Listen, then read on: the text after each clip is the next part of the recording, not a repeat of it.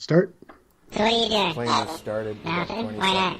Trying to get on this lifestyle radio website. Sounds like a cool website. Yeah, it's alright. Oh, wait, I might have it. You might have it. You're listening to Lifestyle Radio. The opinions expressed during this show are those of the individual participants and do not necessarily reflect the opinions of their associated organizations or Lifestyle Radio. Good afternoon.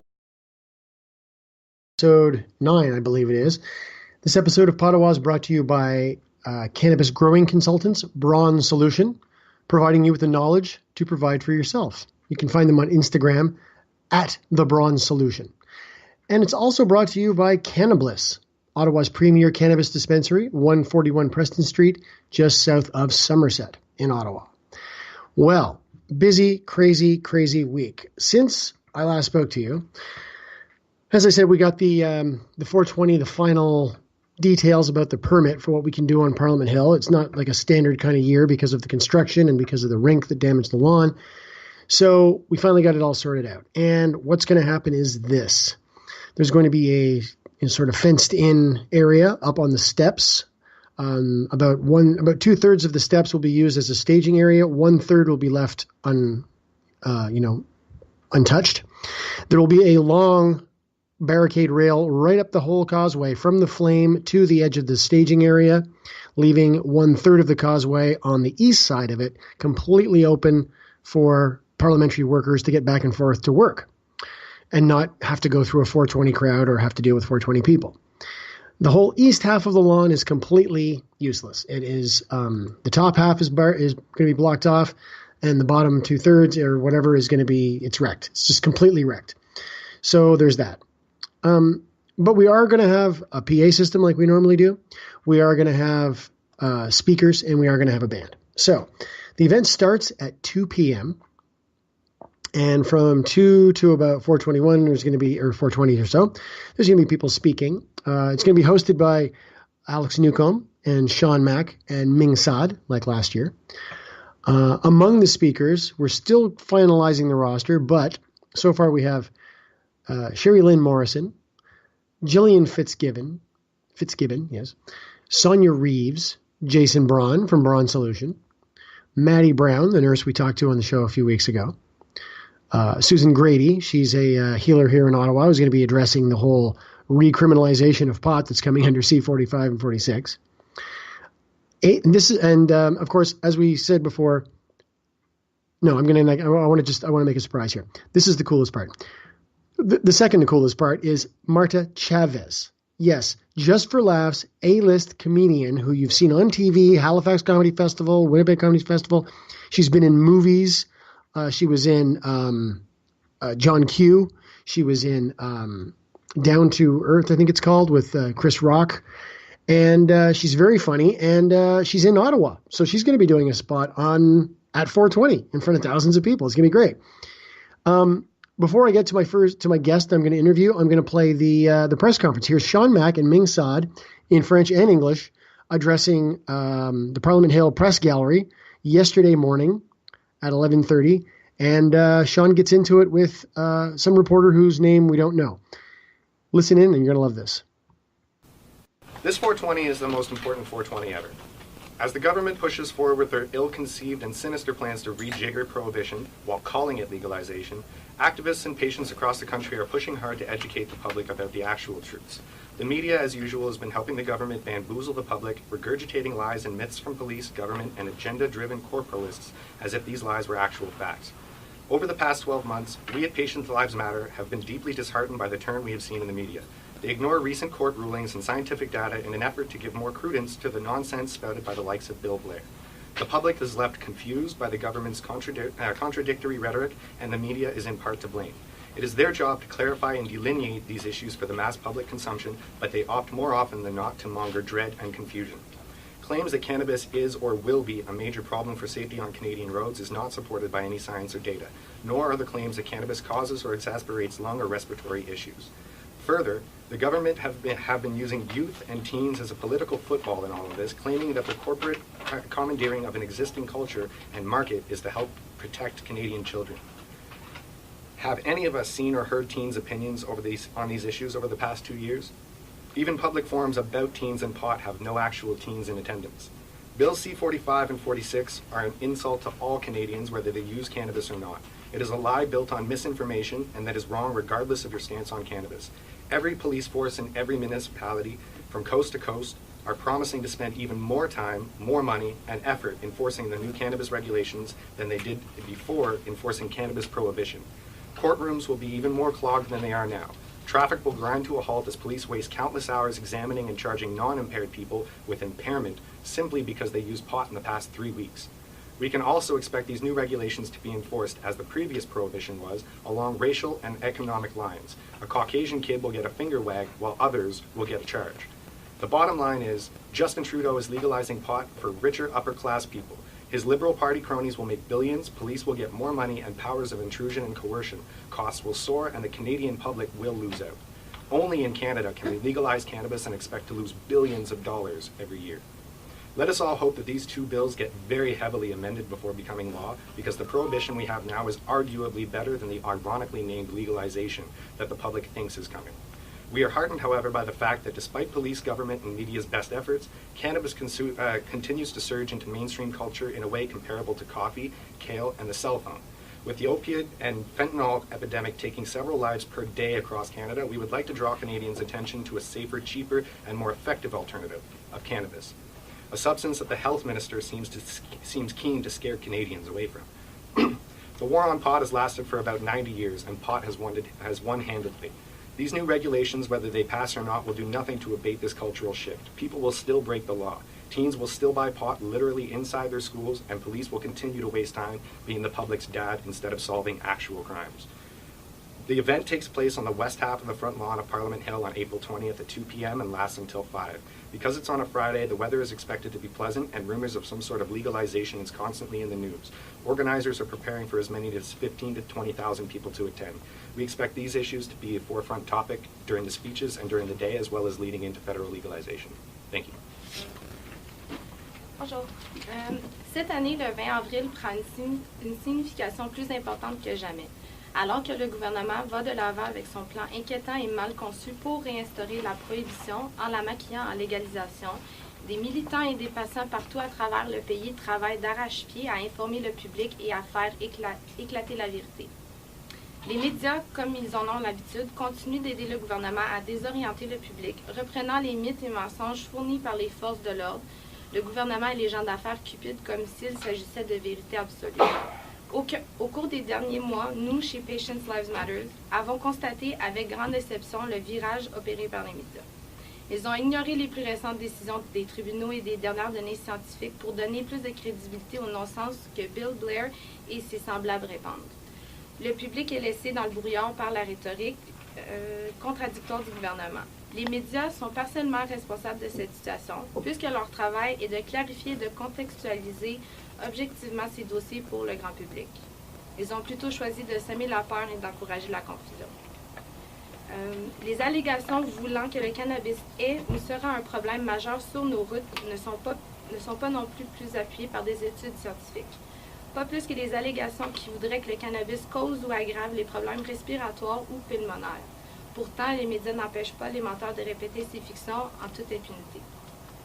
En plus, le gouvernement se sert de la jeunesse des adolescents comme un jeu politique dans ce dossier, affirmant à qui veut l'entendre que leur appropriation commerciale d'une culture et d'un marché préexistant se veut en fait une mesure de protection pour les enfants canadiens.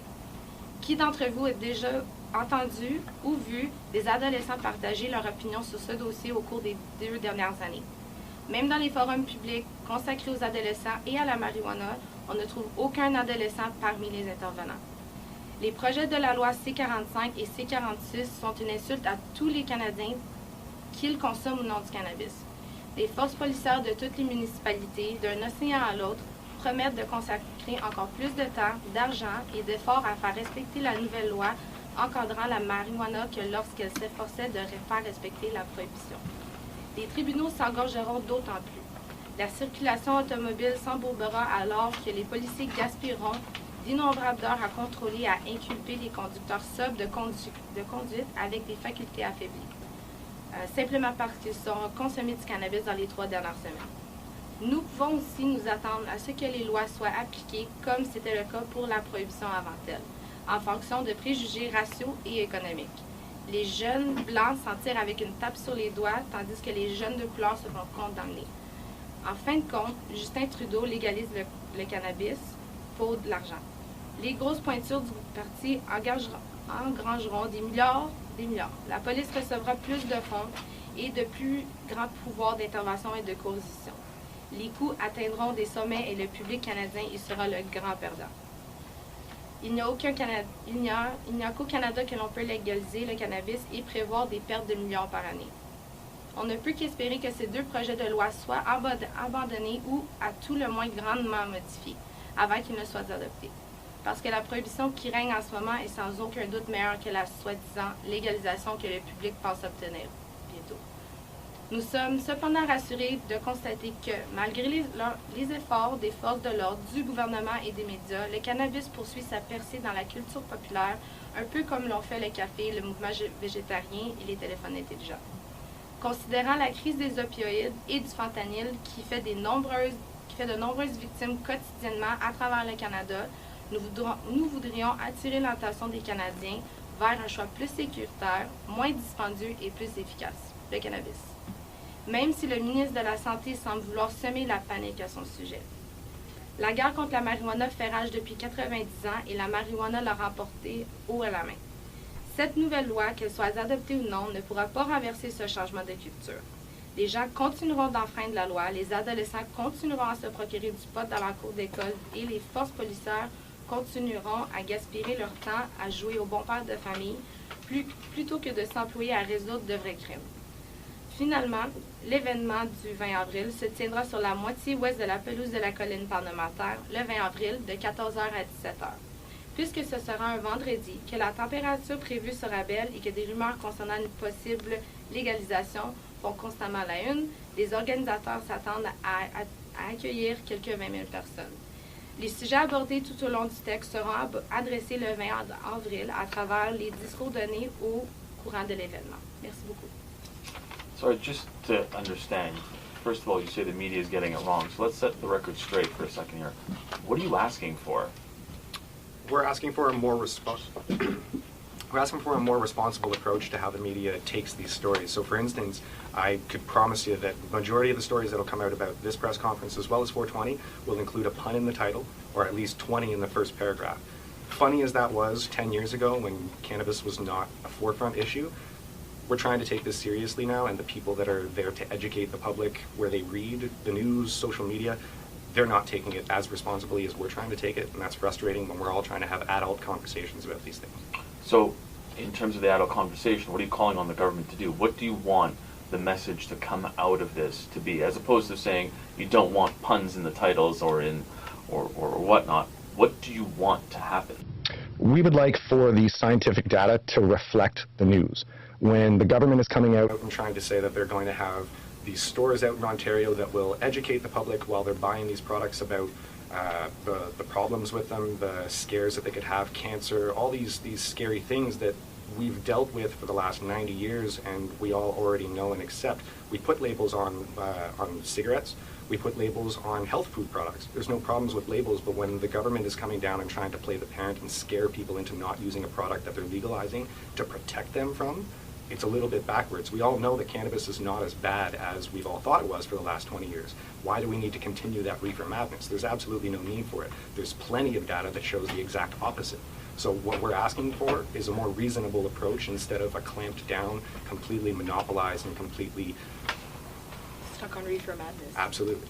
I hate to point out that you just used a pun with reefer madness, but I'm going to. But at the same time, I want to know. So you don't think that they should have the controls and the warning labels on the packaging and roll it out this way? You think it should just be like let the leash off and go? No, absolutely. You're misunderstanding. There's a difference. Sorry, just to correct you. I don't think you're saying it properly. If I'm not understanding it properly, so go ahead. Let me reiterate. So the packaging that they have proposed will be a white blank package. Has a whole bunch of health warnings on it, a whole bunch of scary text. We don't have that sort of packaging for absolutely anything else. You can buy cigarettes with less health warnings. Why is it that we're treating cannabis as a poison? Can you answer that for me? I'm not the government, so. Well, and yeah, so that's the question. Sorry, it was a rhetorical question. That's Right. the question we're trying to ask: is that why is it that we're treating this so much more stricter than anything else? We're absolutely all for regulations. Anything that we sell should have regulations. I don't want to go and buy an apple and wonder if it's going to be poisoned. That's not something that we as Canadians should have to worry about. But when the government is coming in and trying to convince everybody that it's worse than it actually is without actually having the evidence to back it up, that's a little backwards, and that's something that we need to work on as a society. Is there anything else that you would want changed in the bills, or How much time do you have? It's a lot. Like, there's a lot of things, and I know that they've been working on. They did the table readings, and it's slowly getting there, but they have a long way to go. Just the fact of français, anglais, les deux. Juste le fait de quand on voit les règles, pas les règles, mais les lois qui disent le sentence maximum pour quelqu'un, mettons, qui a 18 ans, qui va passer un joint à son ami de 17 ans, puis s'ils se font pogner, mais le jeune de 18 ans, il fait face à environ maximum 14 ans de prison pour avoir passé un joint. Ça n'a pas d'allure. Ces lois-là, les conséquences par rapport aux lois doivent être regardées encore plus profondément et changées. Parce qu'en ce moment, pour certaines choses, ça fait aucun sens, puis c'est un peu ridicule.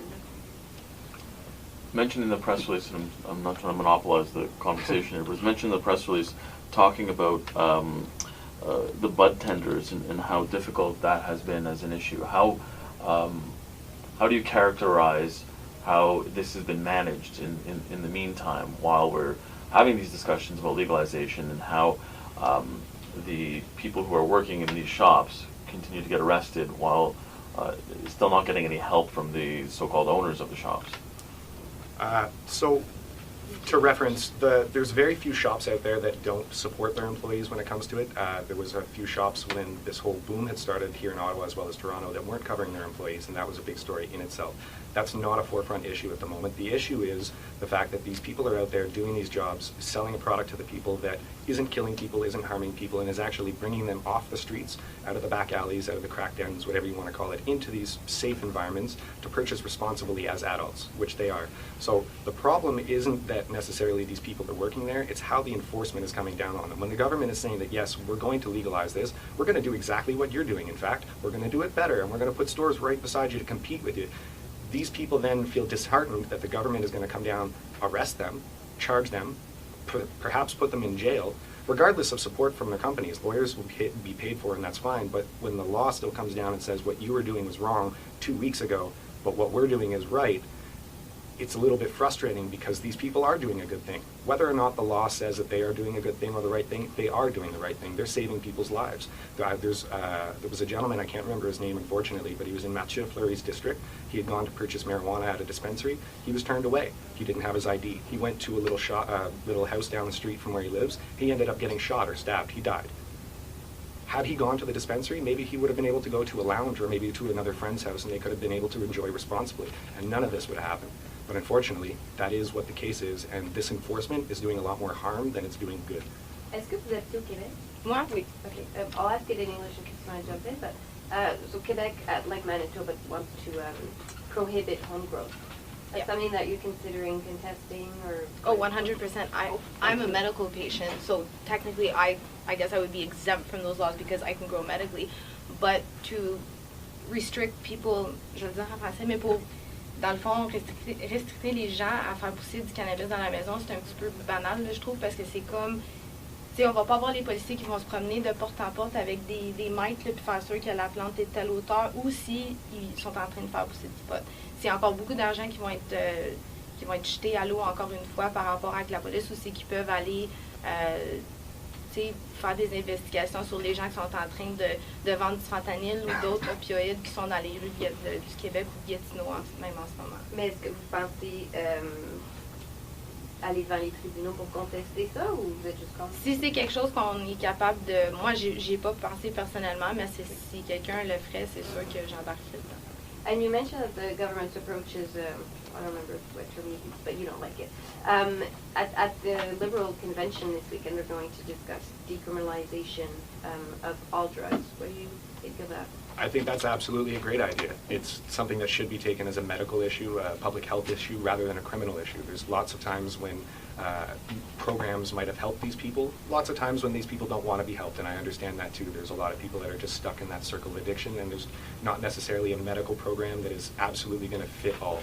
But unfortunately, we're taking this as a 100% criminal issue, and there's a lot of these people that could be helped that are then getting slapped with criminal offenses. They're going through the jail system, and then once you're in there, that becomes a loop. You're not a normal operating person of society when you're in jail. You live by jail rules or whatever to get by, right? So you're gonna go in one person and come out another. So these people that could have benefited from a medical program were instead treated criminally, and they're a different person for it, and that's definitely not something that we should be doing. So the talk about decriminalization is definitely a good step. But do you think the government would actually do it?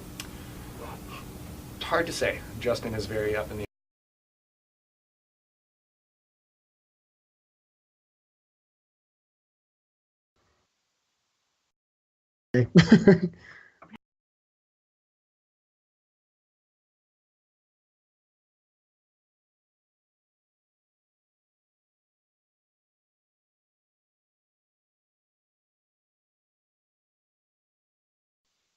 Hello? Yeah. Just wait. Okay, that was the press conference with Sean Mack and Ming Saad. Some reporter got up in his face a little bit because, reporters are pissy little snowflakes when you call them on their business. When you tell them, hey, you're not doing that good a job, they say, well, I never. And they clutch their pearls and they get all huffy about it because they think their poop doesn't stink. But that's what we're here to do, is tell them they're doing a bad job. The cool thing about this 420, the coolest thing ever, is we've got the guest on the show right now. She's going to be the keynote speaker, the last person to talk at the event, and the person who does the big countdown at 4:20 p.m., Emma Boniface. Hello, Emma. Hi. How does it feel to be the youngest person to ever address a 420 Ottawa crowd? It's really exciting. I'm really looking forward to it. I just can't wait to get up on stage and talk to everyone. So you're planning to talk about your mother's recovery. Is that it? Yes, that is it. Okay. Tell us a little more about that, please. I'll be talking about how it was growing up with a mom who, was going through withdrawals, and how it was with that, and how I found that cannabis really, really helped her, and how I finally have my mother back because of it. That's awesome. So you're going to be talking in some detail about that in front of the crowd. How long was this situation going on? How many years has this story unfold? Well, it's been about 5 years. No, not 5 years. Around 4 or 3 years now that she has been sick, that I have been involved in it. But the withdrawals were just this past year in 2017. Okay, so you've watched her struggle with addiction for a while because of prescription opioid problem, and then it's in the past year that you watched withdrawal. Now, withdrawal can be really, really traumatic, but cannabis made it a lot easier for her? Yes, very, very much. Good. Well, I'm really thrilled to hear that you're going to be talking to the crowd. And have you been getting a lot of media buzz about this so far, just since announcing? Not really. I haven't gotten any questions, or I've had a few interviews, but that's it. Oh, okay. So who interviews? The Ottawa Citizen, and who else? That's it. Okay. Well, I think you'll probably get quite a bit more after the event because I think, and you got to remember too, it's not just going to be the crowd there. There's probably going to be a lot of TV cameras and people with recording devices sticking out in your face while you're talking too. So be ready for that. Yeah. Yeah. Any of your friends from school coming for this event with you? Is your mom coming? No, not that I know of right now, but I have invited a few. Oh, excellent. Okay. All right. Well, thank you very much for calling in, and we'll see you in 2 days at 4:20. All right. Thank you so much. You're welcome. Yes, there we go. That was Emma Boniface, and she's going to be talking at 4:20 this year. This is pretty big news, and I'll tell you why. Is because normally The only time you see teenagers at these things, they're sort of out in the crowd, smoking joints, smiling, big silly smiles at the cameras, or, you know, trying to discreetly hide their faces because they're not supposed to be there. Their parents don't know. But I mean, this is not the first 14-year-old person you're going to see at 420, but it's the first 14-year-old you're going to see addressing the crowd. And it's going to be the biggest crowd probably we've ever had on half the amount of space, which is going to be pretty funny. But no, everything's set. You know, the parliamentary security people have been really, really helpful. The Ottawa Police Service has got their stuff all ready to go. We apparently we've informed Ottawa OC Transpo and the bus service over in Gatineau Hull about the situation, that there could be as many as 20,000 extra people downtown on this afternoon, or on Friday afternoon, which is a busy kind of thing anyway. You know, Ottawa downtown on a Friday afternoon is kind of busier than other times of the week. And you add 20,000 stone teenagers to that situation in an area that's only about 2 or 3 square miles. You got quite a big thing going on. Sponsors. We've got a lot of sponsors for this event. This is some pretty good stuff. Legacy 420. They sell, you know, growing gear and all kinds of stuff. Crosstown Traffic, Ottawa's oldest, it's Ottawa's oldest head shop. Bongs and seeds and papers and pipes and all your stoner needs. Cannabliss, 141 Preston Street, Ottawa's premier cannabis dispensary. The Hemp Company, they're another bong shop, very cool. Pottawa, we're presenting the thing on the live stream, and we're going to be doing some audio probably as well. The Bronze Solution, as I said, they're sponsoring the show, and Bron's going to be talking. Choice Edibles, another local place. enails.ca. I have an e-nail. Cannot speak highly enough about it. Saves you a lot of hassle on butane and all kinds of stuff, and you get the temperature just right. 290 Life and the Yappers and Buzz On, which used to be a vapor lounge, as you might recall, a couple of years ago. And it's reopening now as a head shop just off of Saint Laurent Boulevard just off of Montreal Road near Saint Laurent Boulevard. And not last but not least, we got Hippie Kim's tie-dyes and beads. She did all the shirts. We got these Team 420 Crowd Marshal shirts. There's green and white tie-dye spiral type of thing with Team 420 written in back. They look awesome. They're going to be really good. And last but not least, Poutine.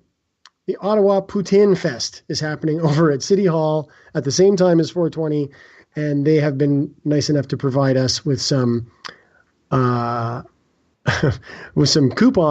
for poutines for the crew and everybody who's putting the show on. And that's a promotional consideration by Poutine Fest. It's pretty funny how things are coming together. You know, the media tries to pretend like it's some scandalous bad thing, but quite frankly, the community really seemed to like it.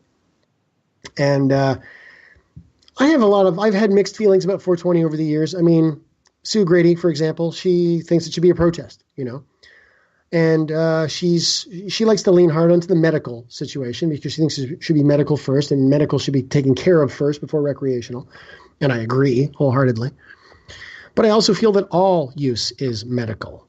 No matter how old you are, if you're a little kid, I guess it wouldn't be medical. You don't know what you're doing. But if you're a teenager who decides consciously to use pot for some valid reason, as far as I'm concerned, it's medical. Even if you just feel like getting a buzz, the preventative medical aspects of cannabis use far outweigh any dangers, even when smoked.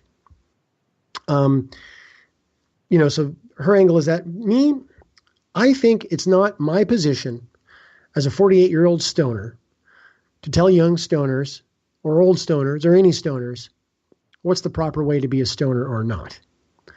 I would suggest and try to impress upon people that you want to not just be some lay around on the couch, unwashed, typical, the stereotype stoner. You don't want to fulfill any stereotypes. You want to be awesome. Do what you do. Be awesome at what you do and tell everybody proudly that you're a stoner. I feel like I'm pretty awesome. I'm not trying to boast or anything, but I mean, I'm a caregiver to a sick woman. I struggle through with hardly any medicine at all, a fraction of what I actually need per day to feel well. We do this show, we do Pottawa on the weekends. I'm helping putting 420 together, and I'm trying my best to harangue the media and the government as best I could. Just the other day, this is a funny story. We were at the press gallery. No, sorry, let me get started. I'm a little confused. I'm a little tired. It's been a rough week. But anyway, we were standing outside of the Parliament buildings on the western edge of the sort of driveway where they go in and out of the House of Commons part. The eastern side, I believe, is where the Senate is. I'm not really sure. But anyway, we were standing there to get out of the wind. We were waiting for Ming and Sean and Nathaniel Newton to show up so we could give them press passes so they could go in and do the press conference. And while I'm standing there with my lovely wife, Christina, she's wearing her pot leaf tights and a medicinal t-shirt and a pot leaf bandana, and her winter coat is open. And so Marilyn Gladue walked by, with that great big eyes, that 1,000-yard stare. And she walked by and said hello to some fart catcher standing there by the door and went inside. And a little while later, some, I don't know, looked like about a 50-ish blonde lady walked. I mean, she got out of a vehicle and she walked by Christine and she gave Christine the stink eye like you would not believe. I mean, she looked her right up and down like she was covered in shit and walked past us with this just utter disdain on her face. I knew I recognized her, couldn't put a name to it. We realized later it was Cheryl Gallant, MP from, I don't know, bumblefuck someplace. And then finally, we're standing there, a black car pulls up, this woman steps out of the building, short black hair, and I realize it's Jeanette Petitpas-Taylor, our health minister. I sort of panicked. What I should have said was, "Excuse me, minister, do you have a moment? You could legalize opioids with a signature and save thousands of lives. And if you don't, you're basically a mass murderer. Have a nice day." What I said instead was, "Legalize opioids or you're a mass murderer if you don't." And she looked at me right into my glaring eyes. She was standing 10 feet away with a look of like, what the fuck are you talking about? And also, who the fuck are you to talk to me like that? And she got into the car and they drove away and I yelled, "Shame on you," at the top of my lungs through the glass. I'm sure she heard it. And of course, 5 PPS guys walk over, nice and slow and calm. And I didn't say a word. Just then my crew shows up, my team there. And I'm like, "Hi, yeah, just here to show the press passes. My friends, oh, here they come now, And they're like, "Yeah, well, I said, "I didn't come here to yell at anybody, but I got a chance to yell at Jeanette Petitpas-Taylor, the evil quack that sits in the driver's seat right now at the health ministry." So hopefully she went to sleep pretty unfitly last night, thinking, who the hell was that guy? And why is he talking to me like that? What the hell does he mean? Probably not, though. I'm just assuming she's a sociopath. I'm going to play a song. Here's a song. I'll tell you about it after we're done.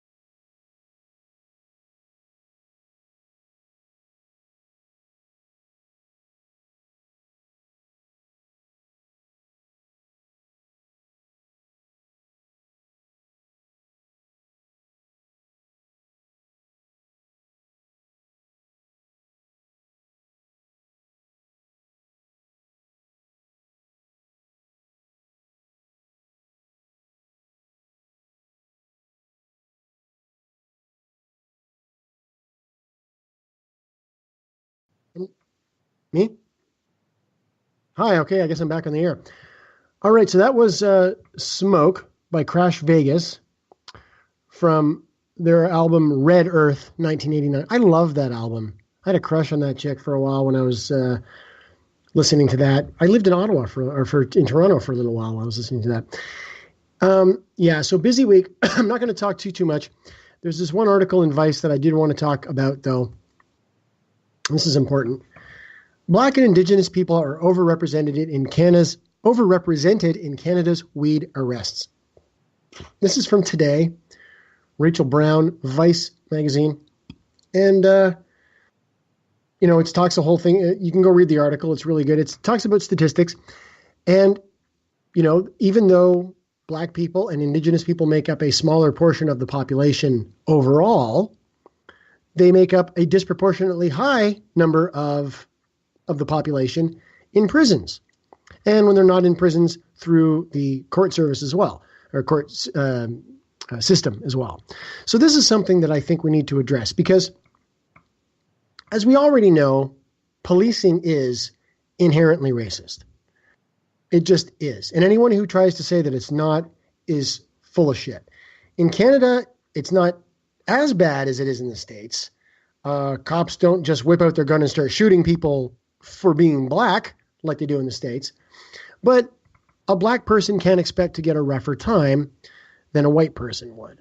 Perfect example is if you go and you Google or you just look up Russell Barth on Google Pics, eventually you'll probably see a picture of me in a T-shirt that says marijuana cures cancer. Look it up. Big pot leaf on it. I'm walking around with long hair and a beard and everything, looking like a total hippie, often in my blotch-faded jeans. Now, I'm guessing that if a person of color were to walk around wearing that shirt in Ottawa, they would get pulled over every time a cop saw them. A cop would not just drive by like, I'm driving around. Oh, who's that guy? Wait, come here. Hey, you, bub, come here a second. Not me. No, because I'm a middle-aged white guy. We don't do bad things, right? Obviously. So this is the thing. There's racial bias, and a lot of times people don't even realize they're doing it. You see people, you read the newspapers and you see all the names. Yeah, because of a lot of complex issues. Just because you're reading African or Muslim names or whatever in the newspaper, it's because the police are policing those areas more. It's because the way the system is set up, all economically, socially, those people of color are disadvantaged in our society. As a person who lives with white privilege every day, I'm poor. My life is a struggle, but I am very aware of the fact that it would be a hell of a lot worse if I wasn't white. So I'm using my white privilege to point out that policing is already racist, and under C-45 and C-46, it's going to continue. If the cop is walking down the beat, he's walking down Bank Street or he's walking along Yonge Street in Toronto, and he sees people walking along and they're vaping something, if he doesn't specifically smell pot, what's he going to do? Well, maybe he's going to stop them, maybe he won't. But if he sees a Black person doing it, chances are you'll stop them. In fact, they'll probably stop them for no other reason than they're just walking down the street. Ask any person of color if this happens or not. And it does. I have a few Black friends, and they're like, I get pulled over all the time. Like, all the time. It's just the thing that happens. I'm like, really? In Ottawa? They're like, are you kidding? Of course. Like, several times a year. I've never been pulled over once in Ottawa. The only time a cop ever stopped me and my wife, we got off a bus, I got out of my wheelchair, and I was lying flat on the ground because my back was spazzing out terribly. And I'm like, and I look up, and there's black legs and a gun.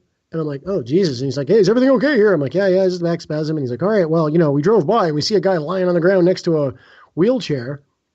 Perfect, Another good example, when my wife and I had a psychotic episode last May, screaming and yelling and violence in our apartment for 2 hours. Cops came. They heard a report of shots fired, which sounds sensible enough from the neighbor's point of view because of the noises we did make. And I had guns pointed at me, and I was very gently handcuffed by the Ottawa Police Service.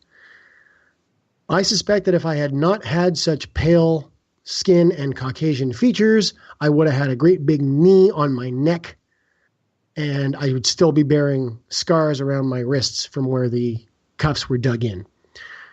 And I'm aware of this. I'm aware that I get off easy and I get off lucky with my pot activism because of the color of my skin. And I'm very aware that this is wrong and needs to change. So now I'm going to play another song. And this is a long one, nice and soft and quiet. It's from Pat Metheny's new Pottawa album from 1979. It's called Long Ago Child, Fallen Star.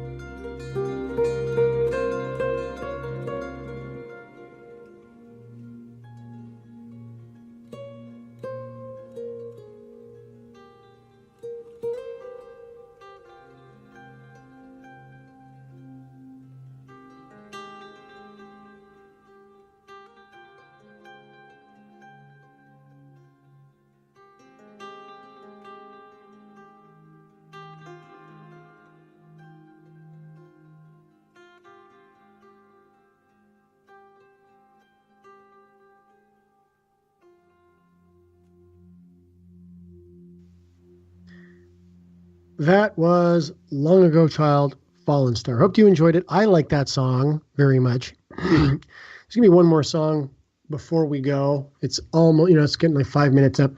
So I'm just going to say goodbye pretty soon. The last song after the credits and stuff like that is going to be It's My Life by Talk Talk from their album Talk Talk in 1984. And it's a good song. I like it a lot. And anyway, the next time you hear from me will be live at 420, Ottawa. The weather is supposed to be nice, like 7 degrees, partly cloudy, which is pretty damn good for Ottawa. The lawn is wet because there was snow on it just yesterday when we were there. It's going to be soggy, so if you're hearing this, wear rubber boots. And that's it, I guess. Next week, I'll talk about what happened and how it all went. Until then, remember, only slaves obey. Good night.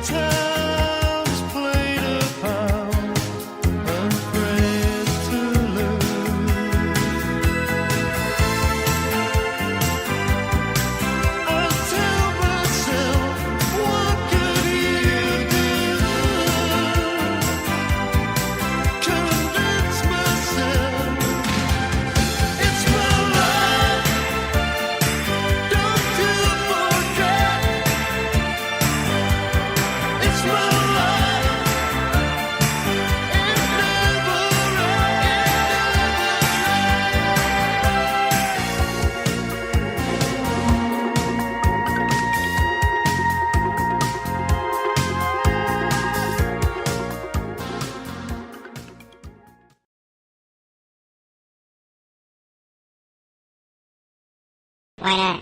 Trying to get on this Lifestyle Radio website. Sounds like a cool website. Yeah, it's alright. Oh, wait, I might have it. You might have it. You're listening to Lifestyle Radio. The opinions expressed during this show are those of the individual participants and do not necessarily reflect the opinions of their associated organizations or Lifestyle Radio.